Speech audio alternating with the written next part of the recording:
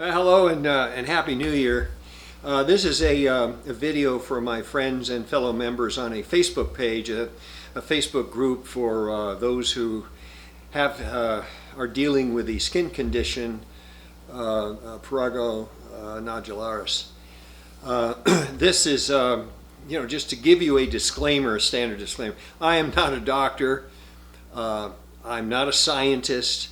Everything that I share with you on this video is my own personal experience, and also includes some of the dialogues that I've had with several of the dermatologists that I've worked with, plus my primary care physician and others who have PN. I'm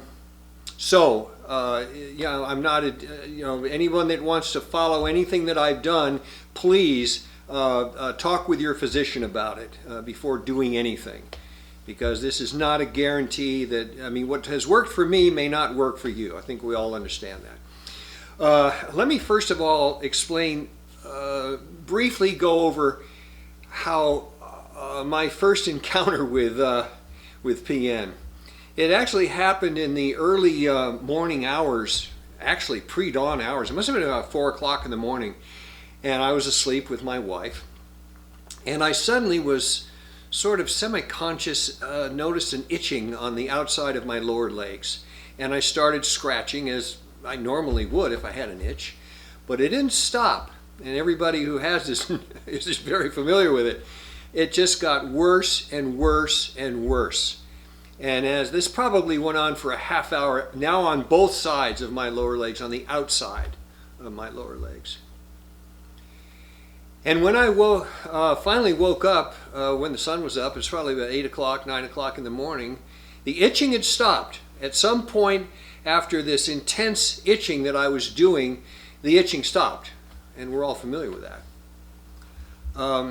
When I awoke, I was shocked by two things.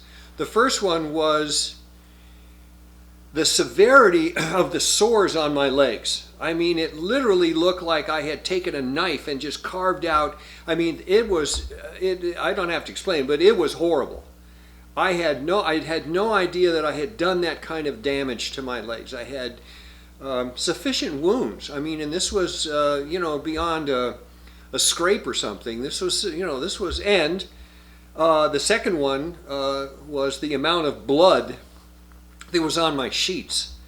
The sheets, which were white, there was blood everywhere. And this really alarmed me. The itching was the most intense I had ever experienced. I recalled that when I had awakened. I said, boy, I was scratching. Probably the worst itch that I ever had, we've all experienced, especially if you live back east in the United States, is the no-see-um mosquito. Those are probably 5 times as bad as your normal mosquito, as your average mosquito. But this was much worse. As a matter of fact, on the itch scale of all of the skin conditions, poison oak, poison ivy, all of the skin conditions that have itch to them, mosquito bites, on and on. This condition, NP, is on the top of the list for severity of itch. And there's a reason for that I'll talk about later, at least I believe. I immediately saw my primary care physician, and she referred me to a dermatologist. The dermatologist then misdiagnosed me as having something else, but it didn't really matter because the treatment was going to be the same. And over the course of the next several years, I went through the gambit of what we've all been through, or most of us have been through. Numerous diagnoses of different things. I had the cortisone creams. I had the salt bath, the bleach bath, sun, no sun, photo treatments. All of it. I did it all. And there was some improvement, then I would fall back, and it just never really cleared up. There was one period of time where it cleared up surprisingly. I'll get into that later. But then it returned. I also include antihistamines and no painkillers. I know there are people who have pain with this. I didn't suffer any real degree of pain. This certainly is not on a level with a migraine or bone cancer or or passing a kidney stone or labor pains or the kind of things that would call for some real pain medication, and this really didn't call for any of that. I was certainly discomforted, no question, and frustrating and all of that, but I never had real pain. Finally, after years and years and years of this, and a lot of disappointment and a lot of stress, the main one is a psychological problem, which we're all familiar with. The physical you can deal with. I mean, this is not, you're dealing with wounds, with sores. But it's the psychological problem of isolating oneself. It's kind of like the kid who's in junior high or high school and has severe acne on his face and just doesn't want to go to school anymore, doesn't want to leave his house, certainly isn't going to go out on a date. Although this, our condition that we have, for most people, for the vast majority, stays away from the face, thankfully. But you're still have that psychological issue of these sores that you have, especially if it's in the summer. I had a second home in Hawaii for many, many years, and I used to spend a lot of time in Hawaii, and I remember there were summers where I just wasn't going to go because of the sores that I had. I just couldn't imagine being in the presence of other people, maybe a jacuzzi, and I show up and step in and people say, "My God, what's the matter with him? What's with his skin?" I mean, after a while you get to wonder if, people maybe think you're a crack addict or something. So the psychological part was really debilitating for me, and it led to a lot of anger and a lot of stress and a lot of depression from time to time. And that's what I did. Like many of you, I did this for a number of years, never seeing a light at the end of the tunnel, until one month, in 1 year, I think it was about 2 years ago in the summer, I was referred to yet another dermatologist that a friend recommended. And I made an appointment, and when I saw this dermatologist, I began my road to remission. I wasn't particularly anxious and looking forward to seeing this new dermatologist, but it was worth a chance. It was worth a try, a chance to see if he might know something or have a new course of action or a new course of treatment. So I went, and I was recommended by a good friend of mine who I knew for many, many years. And when I arrived, I found him to be very, very pleasant and very patient. And he listened to me. He sat there extremely patiently and listened. He asked me for the background. He said, "How long?" Asked me for. Went through your normal, fill me in on what's been going on with you for the last, 10, 10 lifetimes, and I was angry. I was, but not overly openly angry, but he could sense that I was frustrated, disappointed, angry. At times I said I was really tired of the same diagnosis, being handed the same prescription for cortisone creams. And I was very much against cortisone. I was a very good friend of Bruce Lee, the martial artist Bruce Lee, who many people feel died from an abuse of cortisone, and which Michael Hunter, if you've seen the cable series Autopsy, agreed with me that Bruce had abused cortisone and may have very well led to his death. So I was very nervous about using this cortisone constantly, and a dermatologist said, "Well, you're not injecting it, you're not taking pills." It didn't matter. It was getting into my body. The skin was absorbing it. So I didn't like this long-term use of cortisone, but that's the best they could do for me. That and the salt baths and the other things I mentioned. So he listened to me, and I think I even accused Big Pharma of something. I kind of vented on him for a while. And after I was finished, he paused for a moment and he said, "Well, the first thing I want you to do is I want you to work on your stress." And I thought, wait a minute, when did you become my analyst? I'm here for my skin. And he said, "The problem you have is that you have a very negative attitude about your skin condition. And you may feel that you have a right to that, and to an extent I agree with you. But what you're missing in all of this is that your body is trying to tell you something, and you're ignoring it. You're getting angry at your body. You're getting angry at the doctors. You're getting angry at science. You're getting angry at the big pharma. You're very angry and frustrated unnecessarily. You don't have the worst illness in the world. You're not going to die from this. He said, I can tell you that I see a lot of patients that are in far worse condition than you are, and many of them are fighting for their life. And but I'm not dismissing your feelings. I'm just telling you that the first thing you need to do is work on your stress level, because it's not helping. And what's going on here, whether you know it or not, is your body is giving you a red flag. Your body is trying to tell you something. And I looked at him and said, I don't understand what you're talking about. He said, and I'm basically paraphrasing, but he said, the body is an amazing piece of machinery, if you think about it. Your body that you have will last you, many people, for over 100 years with very little maintenance. And your body knows when there's an ailment. That check engine light comes on, and it's going to tell you, it's going to give you symptoms, it's going to tell you, it's going to give you these red flags that there's something going on in you that you need to address. And what you're looking at with your skin condition is not the disease itself. You're looking at a symptom of something else. And you're ignoring this red flag that your body's telling you, and you're getting angry with it. You're getting angry with your own body and your illness and the doctors and all these things. And it's unnecessary, because the fact of the matter is, what you have is a blessing. And that got me. It's the first time any doctor had told me that I was angry. I had all this anger, and it was, poor me and a pity pot, and why me? And I know when I said that to him, he said, well, why not you?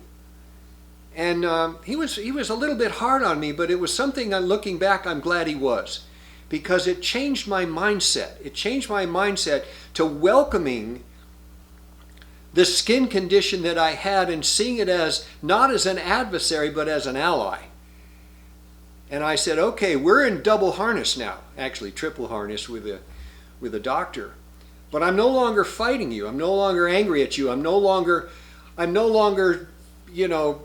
angry with me, my body, and the world and everything else, and why this dreaded disease. Why me? Why me? Well, why not me? The reason why me was because my body was giving me a signal that I had a symptom that I needed to address. And it was the way my body was caring for me. And I was ignoring it. I was fighting it. I was angry about it. I was angry about it all. And he said, it's a blessing. And you need to change your attitude about this, that it's into a positive attitude. The old saying, you got to turn lemons into lemonade. But he basically said, the first thing I want you to work on is I want you to change your negative attitude of anger and frustration and disappointment and all these negative feelings you have going on, because they are not helpful. And I want you to work on getting a positive attitude, and I'll help you with that as we move through what I feel I can lead you into a remission.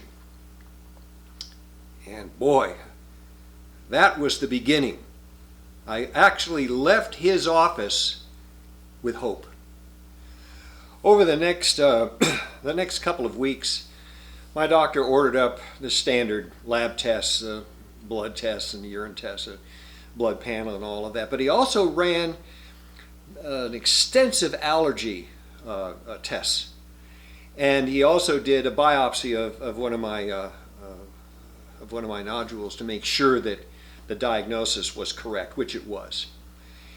And what he told me was that there was something that was going on in my body that was making my body react to a toxin, to a toxic environment.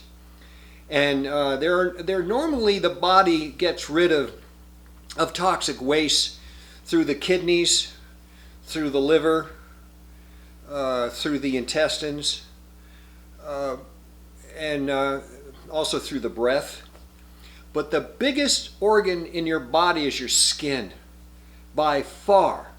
The largest organ in your body is your skin, and there are sweat glands everywhere. The skin is capable of absorbing and filtering out in and out fluids every part of your body.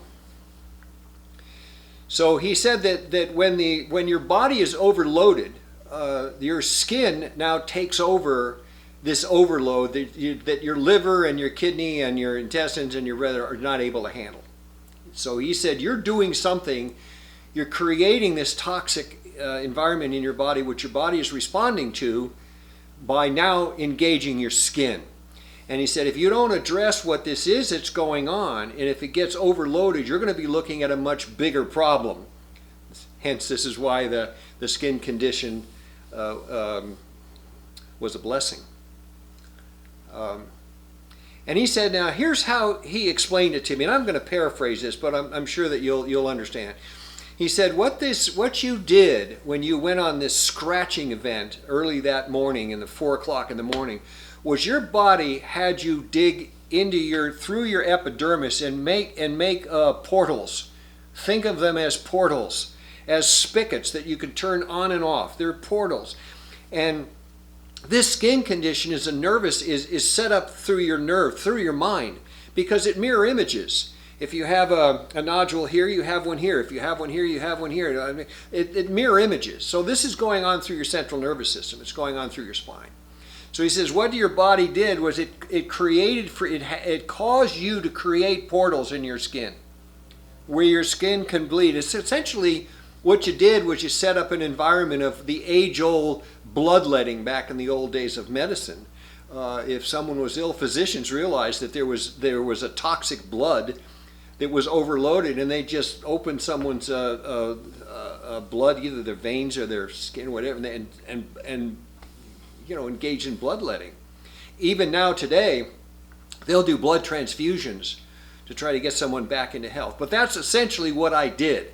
I opened up these portals, and every now and then I would go and I would reopen them. But my problem was I would reopen them too far. And that's when he said, I don't object to you scratching. And he said, if doctors are telling you, and I'm not going again, I'm just telling you, in my opinion, you need to scratch, but you don't want to over scratch.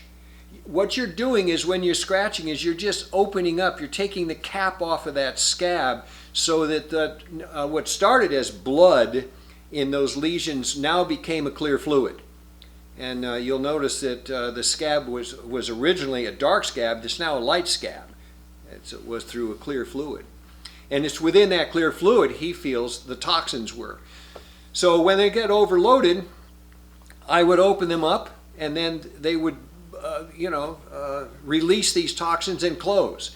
That's why this skin condition is often referred to as what do they call it? A scab city or a scab manufacturer or something like that. I don't know. There's a name for it. It slips me right now. So that's why he said, I don't want to stop your scratching. I don't want to give you cream so you'll never ever scratch, and those nodules will you think they're going to go away if you don't scratch them. But they're there for a reason, and if you don't open up those portals now and then, I don't mean gouge them and break them open. I mean just gently take the cap off so that your body can release these toxins. You're not going to get well. Now the other thing that he did was he had me go on a diet. He said, you are probably taking something into your body that is causing this problem, and the body is wanting to get rid of all this toxins you're taking. And he said, I want you to he had me go on a vegetarian diet for 3 weeks. And I was okay with that. I could eat anything. I just couldn't eat meat, chicken, beef, pork, fish, but I could eat anything else. He kind of cautioned me to stay away from sugar. He said, if you're eating a lot of sugar, try to cut that out or cut it way down. And after 3 weeks, I want you to go on a vegan diet. That was a little more difficult, in which case you're eating no animal-based anything, so there's no dairy. And you stay on the vegan diet. And then in the last week, he wanted me to go on nothing but fruit, and that was my source of energy and fruit. And lo and behold, my skin cleared up. I mean, my skin absolutely cleared up. That, and he also had me taking a liquid vitamin. And nothing else. There were no creams. I didn't have to use my cortisone cream anymore. I didn't have to, none of that. And my skin absolutely cleared up. And he hypothesized, he finally boiled it down to, I had a severe toxic environment from grains, mainly corn and wheat.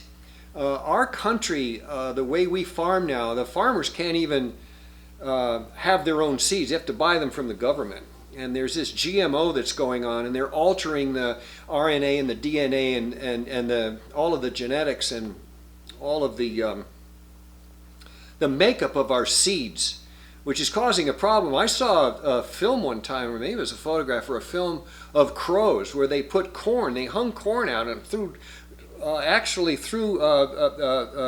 corn cobs out for crows. They wouldn't eat it. They have nothing to do with it. And then they would take an organically grown corn, which did not have the pesticides and the GMO and all that other stuff, threw that out there, and they went at it. And he said, I think that you have a lot of this, what's going on in your body that's toxic is coming from these grains, mainly wheat and corn. And it's true. I know some of the biggest flare-ups I ever had was when I was eating wheat and grain, and it wasn't the gluten that was doing it. It was the way we're hard. And I did mention earlier that there was a time where my skin cleared up miraculously for about 2 weeks, and I had no idea why, and that's when I went to Ireland. My wife and I often travel to Ireland, and early on, when I first went there, years ago, we went for 2 weeks, and my skin, I didn't itch, and when I came back, I said, my God, look at my skin. I don't have any, these lesions, they're like 90%, I don't have a 80, 90%, it's gone. I mean, I don't understand it. And that's because of the farming in Ireland. They don't do with their crops what we do here. And I was eating food in Ireland that wasn't creating this problem, and it allowed my body to detox out. There was one other element besides the grains, the wheat and the corn and the GMO grains that my body wasn't able to handle. Obviously, there was a long time that my body was able to handle it, but it's gotten worse over the years. These grains have started out minimally, probably 10, 15 years ago, and it's gotten worse and worse. And as a younger man, I was able to handle it, but I guess with my age, I'll be 78 years old in April. With getting older and this thing getting worse with the way this country grows its crops, that's what the problem was. But there was another aspect, there was another element of this that my doctor was able to uncover that was very helpful. I had in 1980 a testicular cancer, and I had surgically had to remove one of my testicles. Not an uncommon operation. A lot of athletes have undergone, like Lance Armstrong and many others. The great ice skater Hamilton, I think. Anyway, I'm in an exclusive club, so to speak. Bruce Lee, as a matter of fact, had one testicle. Anyway, I noticed that I was fine with this until I turned about 60 years old, and then I started getting tired. I had all the symptoms of low testosterone. And so I had my blood test, and my doctor said, well, this is what your problem is. You got low testosterone. No wonder you're tired and you're gaining weight and all this stuff. So he put me on testosterone, testosterone replacement therapy, which millions of men across the country are using. He originally had me doing androgel, which you rub on your shoulders, but they then changed me over to an injection. And my dermatologist was able to find that injection of testosterone cypionate, my body was having a reaction to that as well as a toxin. It wasn't so much the actual testosterone as the way it was structured. It's made from soy.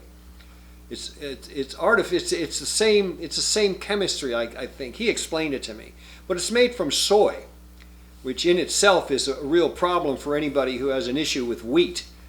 And so that was an aggravating factor.